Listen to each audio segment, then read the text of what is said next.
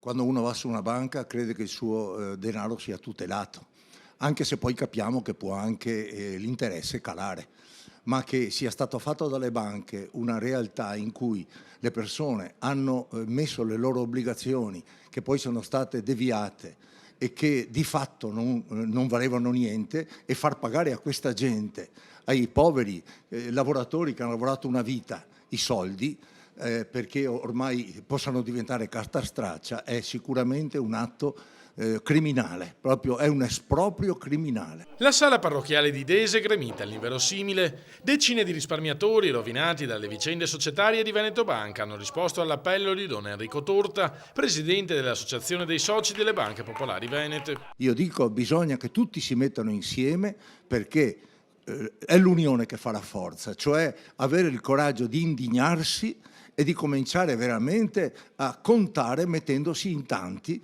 e difendendo i propri diritti. Lo Stato deve capire che al di là della BCE, al di là di quello che fa la Banca d'Italia o che fanno le piccole banche nei loro interessi, c'è il diritto alla giustizia. Vogliamo essere almeno in 3.000 all'assemblea del 19 dicembre per votare no alla trasformazione di Veneto Banca in un SPA, ha spiegato Don Enrico ai convenuti. Sugli aspetti tecnici abbiamo una squadra di esperti pronta ad aiutarci. Quello che preme a me è riunire tutti i soci e i risparmiatori per lanciare una grande battaglia non solo legale ma anche e soprattutto culturale. Noi vogliamo esportare cultura attorno agli altri popoli. Facciamoci una domanda: ma la nostra, così com'è oggi, in cui il denaro sta condizionando tutto, in cui la persona umana sta diventando un bicchiere che usi quando ti interessa e lo butti via quando non ti interessa più, è veramente una civiltà da esportare?